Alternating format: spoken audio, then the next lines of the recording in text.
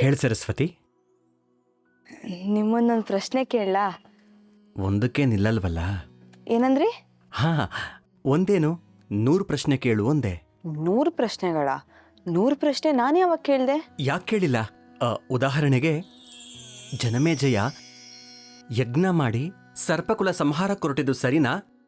ರಾಮ ತುಂಬು ಗರ್ಭಿಣಿ ಸೀತೆಯನ್ನ ನಿರ್ದಯಿಯಾಗಿ ಕಾಡಿಗಟ್ಟಿದ್ದು ಸರಿನಾ? ಇದರಿಂದ ಸೀತೆಗೆ ಆಗಿದ್ದ ಅನ್ಯಾಯದ ಬಗ್ಗೆ ಶ್ರೀರಾಮ ಯೋಚನೆ ಮಾಡಲಿಲ್ಲ ಯಾಕೆ? ಈ ಪ್ರಶ್ನೆ ನೀನು ಕೇಳಿದ್ದೆ ಅಲ್ವಾ? ಅದಕ್ಕೆ ನಾ ಉತ್ತರ ಕೊಟ್ಟಿದ್ದೆ ಅಲ್ವಾ? ಪುರಂದರ ಅಹಲ್ಯೆ ಜೀವನ ಹಾಳು ಮಾಡಿದ್ಮೇಲೆ ಮತ್ತೆ ಇಂದ್ರ ಪದವಿಯಲ್ಲಿ ಹೇಗೆ ಮುಂದುವರೆದ? ಈ ಪ್ರಶ್ನೆನಾ ಕೇಳಿದ್ದೆ, ಅದಕ್ಕೆ ನೀವು ಉತ್ತರ ಕೊಟ್ಟಿದ್ರಿ. ಉದಾಹರಣೆಗೆ ಹೇಳಿದೆ. ನೋಡಿ, ಈ ಚರ್ಚೆ ಎಲ್ಲ ಮಾಡೋ ಸಮಯ ಇಲ್ಲ ನನಗೆ. ಈಗೇನಿದ್ರು ನನ್ನ ಮಗುವಿನ ಬಗ್ಗೆ ಅಷ್ಟೇ ಆಲೋಚನೆ. ಓಹೋ ಹೋ ಹೋ ಹೋ ಹೋ, ಇದು ವಿಚಾರ. ಕೇಳು ಕೇಳು, ಏನ್ ಹೇಳುತ್ತೆ ನಮ್ಮ ಮುದ್ದು ಬಂಗಾರ? ಅವನೇನೋ ಹೇಳ್ತಾ ಇಲ್ಲ, ನಾನೇ ಕೇಳ್ತಾ ಇದ್ದೀನಿ. ನನಗೆ ನಿಮ್ಮಂಥ ಮಗನೇ ಬೇಕು. ಅವನು ನಿಮ್ಮ ಹಾಗೆ ಗುಣ ರೂಪ ಹೊಂದಿರಬೇಕು. ಬಣ್ಣ ಅಂತೂ ನಿಮ್ಮ ಹಾಗೆ ಇರಬೇಕು. ಅದಕ್ಕೇನಾದ್ರೂ ವ್ರತ ಇದೆಯಾ? ಇದ್ರೆ ಹೇಳಿ, ಅದನ್ನ ನಾನು ನಿಷ್ಠೆಯಿಂದ ಮಾಡ್ತೀನಿ. ಇದೊಳ್ಳೆ ಚೆನ್ನಾಗಿದೆಯಲ್ಲ. ನನ್ನ ಮಗು ನನ್ನ ಥರಾನೇ ಇರುತ್ತೆ, ಅದಕ್ಕೆ ವ್ರತ ಯಾಕೆ? ಹಾಗಲ್ಲ, ಒಂದು ವೇಳೆ ತಾಯಿಯ ಗುಣ ರೂಪ ಇಟ್ಕೊಂಡು ಹುಟ್ಬಿಟ್ರೆ? ಹುಟ್ಲಿ ಬಿಡು, ಅವಳು ಗುಣ ರೂಪಕ್ಕೇನು ಕಮ್ಮಿನೇ, ಅವಳು ಬಂಗಾರವೇ. ಹಾಗಲ್ಲ, ನನಗೆ ನಿಮ್ಮಂತೆಯೇ ಇರಬೇಕು. ನೀವು ಸಕಲ ಶಾಸ್ತ್ರಗಳನ್ನು ಬಲ್ಲವರು, ಹಾಗಾಗಿ ನಿಮಗೆ ಗೊತ್ತಿರುತ್ತೆ. ಹೇಳಿ, ಈ ಹಿಂದೆ ನಂತರನೇ ಬೇರೆ ಯಾರಾದರೂ ಹೆಣ್ಮಕ್ಳಿಗೆ ಬೈಕೆ ಬಂದಿತ್ತಾ? ಹಾಗೊಂದು ವೇಳೆ ಬಂದಿದ್ರೆ ಅವ್ರು ಯಾರು, ಯಾವ ವ್ರತ ಮಾಡಿದ್ರು, ಅವ್ರಿಗೇನು ಫಲ ಸಿಕ್ತು? ದಯವಿಟ್ಟು ಹೇಳಿ. ಹಾಗೆ ಸಿಗೋದು ಯಜ್ಞವಲ್ಕ್ಯರ ತಾಯಿ ಸುಶೀಲ. ಅವರು ಮಡಿ ಮೇಲ್ಗೆಗಳ ಹಂಗಿಲ್ದೆ ಸದಾ ಪೂರ್ಣಮದ ಮಂತ್ರ ಹೇಳ್ತಾ ಇದ್ರು. ಅದು ನಾನು ಹೇಳ್ಕೊತಾ ಇದ್ದೀನಿ. ಹಾಗಾದ್ರೆ ಇನ್ನೊಂದು ವಿಚಾರ ಇದೆ. ಅದೇನು ಅಂತ ಹೇಳಿ, ನಾನು ಅದನ್ನ ಮಾಡ್ತೀನಿ. ಗರ್ಭಿಣಿ ಸ್ತ್ರೀಯಾಗಿರೋವಳು ತನ್ನ ಮಗು ಯಾರ ಹಾಗಿರ್ಬೇಕು ಅಂತ ಆಸೆ ಪಡ್ತಾಳೋ ಅವ್ರ ಮುಖವನ್ನ, ಗುಣಗಳನ್ನ ಸದಾ ಮನಸ್ಸಿನಲ್ಲಿ ಧ್ಯಾನಿಸ್ತಾ ಇದ್ರೆ ಮಗು ಅವ್ರ ಹಾಗೆ ಹುಟ್ಟುತ್ತೆ ಅಂತ ಶಾಸ್ತ್ರ ಹೇಳುತ್ತೆ. ಹಾಗಾದ್ರೆ ನನ್ನ ಆಸೆ ಖಂಡಿತ ಈಡೇರುತ್ತೆ. ಹೇ, ಕೂತ್ಕೋ ಕೂತ್ಕೋ. ಏನ್ ಹಂಗಂದ್ರೆ? ನಾನು ಯಾರ ಹಾಗೆ ನನ್ನ ಮಗ ಇರಬೇಕು ಅಂತ ಬಯಸ್ತೀನೋ ಅವ್ರನ್ನ ಸದಾ ನನ್ನ ಕಣ್ಣು ರೆಪ್ಪೆಗಳಲ್ಲಿ ಬಚ್ಚಿಟ್ಕೊಂಡಿರ್ತೀನಿ. ಮನಸ್ಸಿನ ತುಂಬ ಅವರೇ ಆವರಿಸಿದ್ದಾರೆ. ಹೌದಾ? ಹತ್ರ ಬಾ, ನಿನ್ನ ರೆಪ್ಪೆ ಒಳಗಡೆ ಇರೋ ಆ ಮಹಾನ್ ಭಾವನ ನೋಡೋಣ. ಬೇಡ ಬೇಡ, ನಿಮ್ಮ ಜೊತೆ ಸರಸಾಡೋ ಸಮಯ ನನಗೀಗಿಲ್ಲ. ಅಮ್ಮ ಕೇಸರಿ ಹಾಲು ಕೊಡ್ತಿದ್ದಾರೆ. ನಾನೀಗ ಹೋಗಿ ಕೇಸರಿ ಹಾಲು ಕುಡಿಬೇಕು. ಬೇಗ ನೀರು ಎಳ್ಕೊಂಡು ಬಾ, ಕೊಡ್ತೀನಿ ಅಂತ ಹೇಳಿದ್ದಾರೆ ಅಮ್ಮ. ಓ, ಆ ಹಾಲಲ್ಲಿ ನಮಗ್ ಪಾಲಿಲ್ವೇ? ಇಲ್ಲ, ಅದರಲ್ಲಿ ನನಗೂ ಪಾಲಿಲ್ಲ. ಎಲ್ಲವೂ ನನ್ನ ಮಗನಿಗೆ. ಅವನು ನಿಮ್ಮ ಹಾಗೆ ಬೆಳ್ಳಿಗೆ ಕೆಂಪಿ ಇರ್ಬೇಕಲ್ಲ, ಅದಕ್ಕೆ. ಏ ಸರಸ್ವತಿ, ಸರಸ್ವತಿ!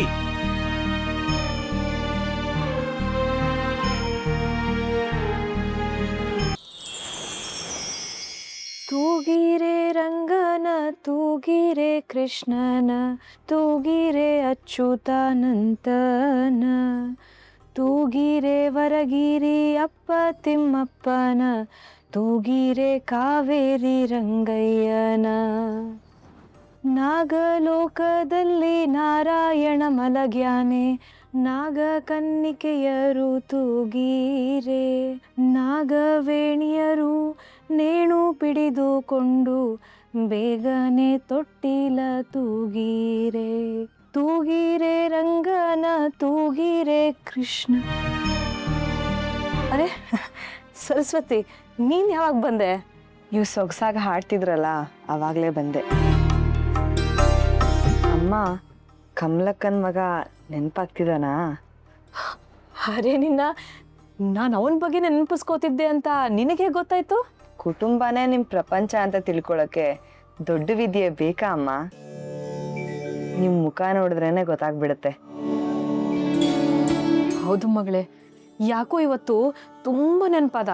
ಅವನು ಬಂದ ಮೇಲೆ 4 ದಿನ ನಿಂತು ಅವನ ನೆತ್ತಿಗೆ ಎಣ್ಣೆ ಹಾಕಲಿಲ್ಲ, ನೀರೆರಿಲಿಲ್ಲ, 4 ಜೋಗಳನೂ ಹಾಡಲಿಲ್ಲ.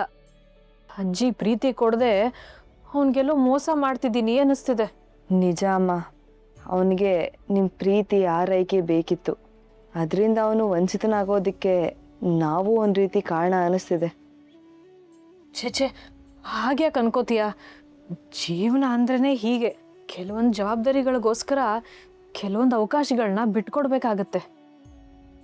ಇಷ್ಟು ದಿನ ನಿಮ್ಮನ್ನ ಇಲ್ಲಿ ಉಪವಾಗಿ ನೆಲೆ ನಿಲ್ಲಿಸ್ಬೇಕಾಗಿದ್ದು ತಾಯಿಯಾಗಿ ನನ್ನ ಜವಾಬ್ದಾರಿನೇ ಆಗಿತ್ತು. ಅಷ್ಟರಲ್ಲಿ ದೇವ್ರ ದಯದಿಂದ ನೀನು ಗರ್ಭಿಣಿಯಾದೆ. ನಿನ್ನನ್ನು ಜೋಪಾನ ಮಾಡೋದು ಕೂಡ ಅತ್ತೆಯಾಗಿ ನನ್ನ ಕರ್ತವ್ಯ. ಹಾಗಾಗಿ ಅವ್ರಿಗೆ ಮಗುನ ಇಲ್ಲಿ ಕರ್ಕೊಂಬಂದು ಹೋಗು ಅಂತ ಹೇಳಿದ್ರಾಯ್ತು. ಅಮ್ಮ, ನೀವು ನನಗೆ ಅತ್ತೆ ಅಂತ ಒಂದಿನ ನನಗೆ ಅನ್ನಿಸ್ತೇ ಇಲ್ಲ ಅಮ್ಮ. ಅತ್ತೆ ಕಾಟದ ಬಗ್ಗೆ ಕೇಳಿದ್ದೆ, ಓದಿದ್ದೆ. ಮದುವೆಗೆ ಮುಂಚೆ ಸ್ವಲ್ಪ ಭಯನೂ ಇತ್ತು. ಆದರೆ ನಿಮ್ಮನ್ನು ನೋಡಿದ್ಮೇಲೆ ನನ್ನ ಭಯ ಹೋಗಿ ನಂಬಿಕೆ ಹೆಚ್ಚಾಯಿತು. ನಿಜ ಹೇಳಬೇಕು ಅಂದರೆ ನೀವು ನನ್ನ ತಾಯಿನೇ ಮರೆಸ್ಬಿಟ್ರಿ. ನಾನು ನಿನ್ನ ವಯಸ್ಸನ್ನ ದಾಟ್ಕೊಂಡೇ ಬಂದಿದ್ದೀನಿ ಕಣೆ. ಎಲ್ಲ ಹೆಣ್ಮಕ್ಳಿಗಿರೋ ಭಯ ನನಗೂ ಇತ್ತು. ಆದರೆ ನಾನು ನಿಮ್ಮ ಮಾವನವ್ರ ಮದುವೆ ಮಾಡ್ಕೊಳ್ಳೋ ಹೊತ್ತಿಗೆ ನಮ್ಮ ಅತ್ತೆ ಮಾವ ಇಬ್ಬರೂ ಇರಲಿಲ್ಲ. ಅವರು ಬಿಟ್ಟು ಹೋದ ನೆನಪುಗಳು ಮಾತ್ರ ಇತ್ತು. ಆದರೆ ಅವ್ರದ್ದು ಅದೆಂಥ ಉದಾತ್ತಮವಾದ ಗುಣ ಅಂತೀಯ. ಸ್ವಂತ ಮಕ್ಕಳಿಗಿಂತ ಹೆಚ್ಚಾಗಿ ಸಾಕಿರೋ ಸೀತಕ್ಕ, ಮಾಧವಣ್ಣ ಇವ್ರನ್ನ ನೋಡಿದಾಗಲೇ ನನಗೆ ಗೊತ್ತಾಗಿದ್ದು. ಆಗ ನನಗನ್ಸಿದ್ದು, ಪ್ರೀತಿಸೋದಕ್ಕೆ ಸಂಬಂಧಗಳೇ ಆಗಬೇಕಾಗಿಲ್ಲ, ಎಲ್ರೂ ನಮ್ಮವರು ಅಂತ ಅಂದ್ಕೊಂಡ್ರೆ ಸಾಕು ಅಂತ. ಇದನ್ನೇ ಅಮ್ಮ ನಾನು ನಿಮ್ಮಿಂದ ಕಲ್ತಿದ್ದು. ನನ್ನಿಂದ ನೀನೇನು ಕಲ್ತಿಲ್ಲ ಬಿಡು. ಆ ಗುಣ ನಿನ್ನಲ್ಲಿ ಮೊದಲಿಂದಾನೇ ಇತ್ತು. ಅದು ಬಿಡು, ಹೆಣ್ಮಕ್ಳು ಬಸರಿಯಾದಾಗ ಏನೇನೋ ಬಯಕೆಗಳಿರುತ್ತೆ. ಸಂಕೋಚ ಪಟ್ಕೊಳ್ದೆ ನನಗೆ ಹೇಳು. ಮನಸ್ಸಲ್ಲಿ ಏನು ಉಳಿಸ್ಕೋಬೇಡ. ತುಂಬ ದಿವಸದಿಂದ ತವ್ರ ಮನೆಗೆ ಹೋಗಿಲ್ಲ, ಹೋಗಬೇಕು ಅನ್ಸಿದ್ರೆ ಹೇಳು.